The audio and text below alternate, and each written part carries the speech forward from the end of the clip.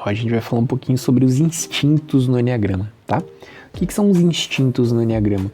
Então tem porções mais animais de mim, que elas são mais irracionais mesmo, assim, que elas são instintivas, que elas acontecem sem eu trazer a consciência, muitas vezes, o porquê do meu comportamento, ou quando que eu vou tomar esse comportamento, ou muitas vezes ela faz com que eu racionalize determinadas coisas, né, simplesmente para justificar alguns comportamentos que eu já tomei, inclusive. Então, e são mecanismos aí que fazem eu me comportar de determinadas formas, só que eles são muito mais fortes do que o meu tipo do Eneagrama. Então, são 3. Então, a gente vai falar aqui do tipo do instinto, que ele é o social. O que é o instinto social? O instinto social ele é muito mais voltado para vida em conectado com as pessoas.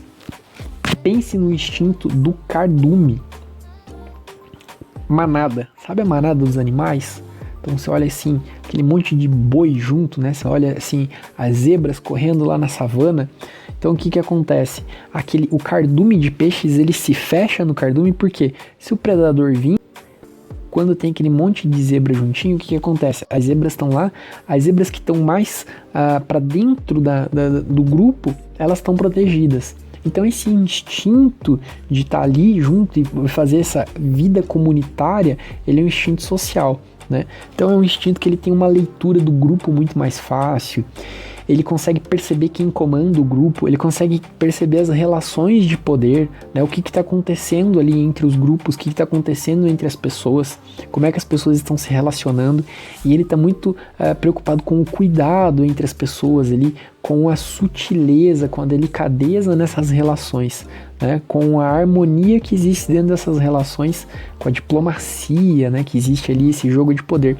Ele, muitas vezes, esse instinto distorcido, ele vai levar aos problemas de poder, né? Então, as pessoas que querem assumir o poder a qualquer custo, as intrigas políticas e as disputas políticas estão relacionadas a esse instinto social. A gente tem o sexual. O sexual ele não está relacionado a sexo, ele está relacionado a fusão, tá? Então o que é essa fusão? É essa vontade que eu tenho de fusionar com várias coisas, por exemplo, com a comida, né? Então, a hora que eu olho uma comida muito boa, muito gostosa, eu olho e falo, nossa, eu tenho que comer aquilo agora porque eu quero, e eu como aquilo com prazer, né? Que eu tô me fusionando com aquela comida. Então, esse instinto é um instinto de prazer na vida, essa energia de viver, essa alegria de viver, essa vontade de viver, essa vontade de me fusionar com as coisas.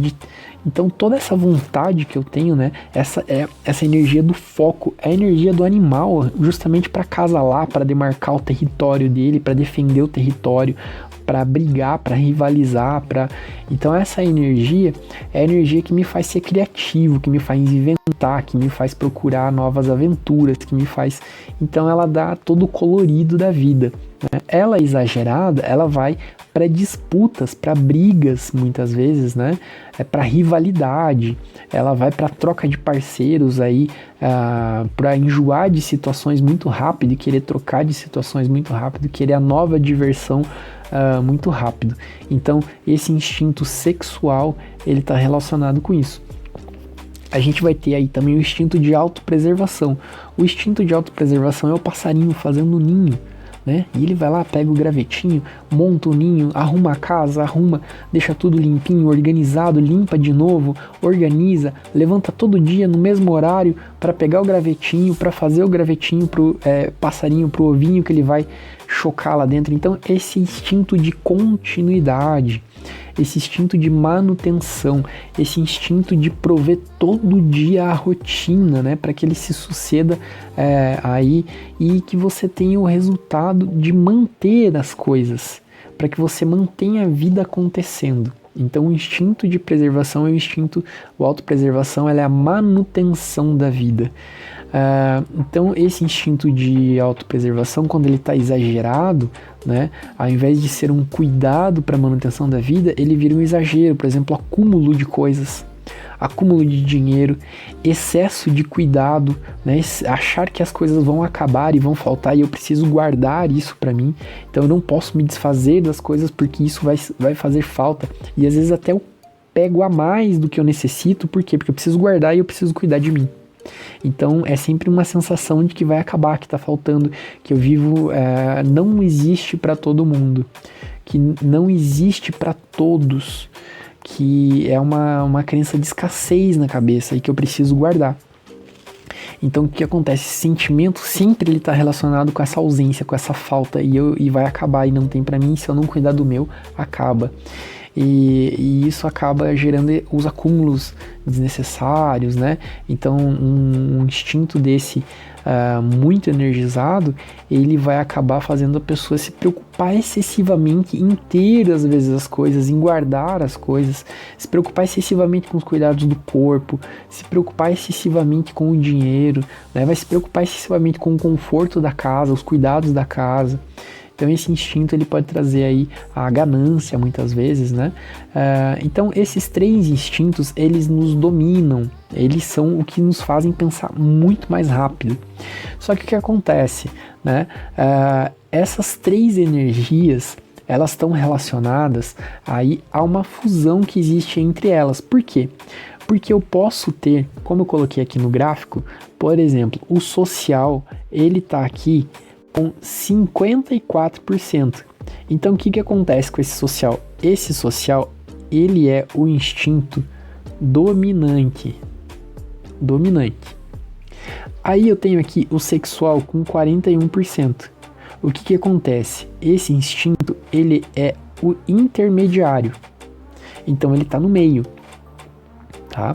E eu tenho o autopreservação, que ele está com 5%. A gente pode dizer que ele é o reprimido. Ou o que acontece? Ele é o instinto menos energizado. Eu tenho 100% de energia, né? Que é a minha vontade, a minha pulsão, a minha kundalini, a minha força de vida, né? Então, essa energia de vida, eu tenho 100% dela. Só que aonde que eu vou dividir ela, aí é onde que vai ser o meu foco. Então, por exemplo, uma pessoa que tem um instinto dominante social, ela vai distribuir maior parte da energia no social. A outra parte, o foco da vida dela, vai estar no sexual. E aonde ela vai ter menos energia, onde ela vai colocar menos energia, vai ser no autopreservação. Então tem uma pessoa muito mais voltada com questões da sociedade, muito mais voltada pensando na preocupação da sociedade, nas grandes causas, em como a vida comunitária acontece, os problemas do mundo, da sociedade. Ele não vai estar pensando em si, por quê? Porque esse instinto aqui, ele é o mais reprimido, ele tem só 5%, tá? Então, o autopreservação, ele não está pensando em guardar dinheiro, ele não está pensando em cuidar da casa, ele não está pensando em manter as coisas, fazer a manutenção diária, né? Então, ele não está pensando na saúde, ele não cuida dessas situações, ele não pensa na vida dele, não pensa na manutenção da vida. Por quê? Porque o autopreservação é reprimido. E o sexual é intermediário, é o instinto que está mais equilibrado, vamos dizer assim, que ele tem uma energia mais acertada, então ele está com metade da energia, um pouco mais até às vezes. Então o que acontece? A vida dessa pessoa vai ser dominada pelo instinto social, então vai ter o impulso, né, que o tipo tem, vai estar relacionado com o instinto social.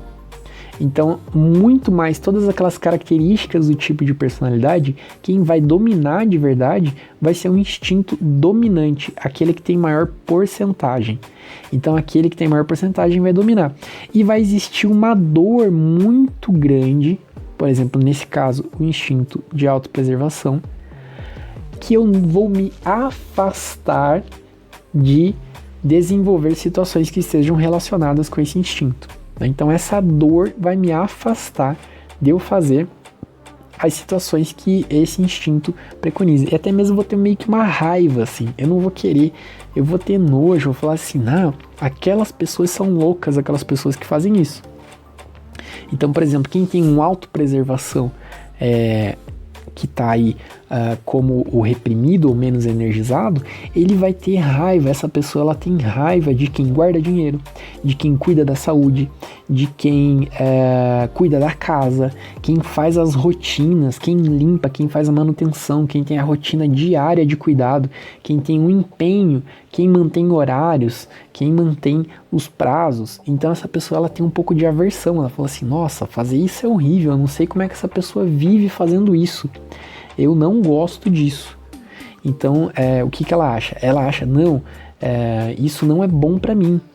Mas ela não entende que existe um trauma lá, existe uma dor que está relacionada aos antepassados, né? Está relacionado pai e mãe e a história de vida dela, e por isso ela não faz isso. Então a gente tem uma relação direta de social, ele está relacionado com a minha relação com o pai. Eu tenho o sexual, ele está relacionado com pai e mãe, tá?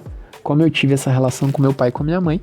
E o autopreservação, ele está direcionado, ele vai estar direto ligado com a mãe. Então como é que foi minha relação com a mãe? Então o social é com o pai e o sexual, ele está relacionado com como é que os dois se relacionaram comigo, tá? Então é uma terapia bacana aí que está relacionada para tratar isso, com pessoas que entendam de relacionar isso, as constelações familiares. Ele vai ajudar muito você a ter entendimentos do porquê que existe a dor em cada instinto, né? E existe aí o Enya Coach, que ele está relacionado também com a cura desses instintos. Então como é que você pode fazer para resolver essas situações? Por quê? O autopreservação, ele vai estar relacionado diretamente com os teus sentimentos aí a dinheiro, por exemplo, né? Sua dificuldade de manter e ter dinheiro e manter a vida, manter as coisas, construir as coisas e manter as coisas. O sexual, ele vai estar diretamente relacionado com os teus relacionamentos. Você vai viver muitas vezes em prol de uma pessoa. A tua história de vida, ela está relacionada a você cuidar e manter e doar, ou a falta também desse instinto, né, que é a situação de você não ter prazer na vida, não ter prazer nas coisas, não ter entusiasmo. Como a falta do autopreservação faz você não ter as coisas, o excesso da autopreservação faz você querer coisas demais e viver, ser um workaholic muitas vezes para manter um patrimônio que você acaba não desfrutando, né? Pense numa pessoa que tem o autopreservação dominante, que ela quer construir demais, e tem um sexual reprimido. Ela não vê prazer em tudo aquilo que ela constrói, ela só tem um medo de não ter, né? E é um medo irracional, por causa do instinto.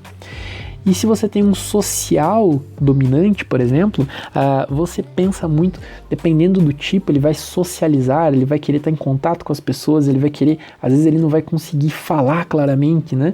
E dependendo aí, se esse social for reprimido, essa pessoa não vai conseguir estar nos grupos, ela não vai conseguir fazer trabalho em equipe, ela não vai conseguir falar em público, ela não vai conseguir apresentar algumas situações que são necessárias, e isso pode trazer dificuldades para a vida dela. Então os instintos são um ponto importantíssimo do Enneagrama, e eles estão a cada momento evoluindo e trazendo aí novas visões. Então bem recente essas ideias de instintos, e ele faz parte de um processo de ampliar sua consciência do momento mais animal que você tem, mais automático do seu dia. Então 90% do seu comportamento ele é determinado pelos instintos do Enneagrama, tá bom?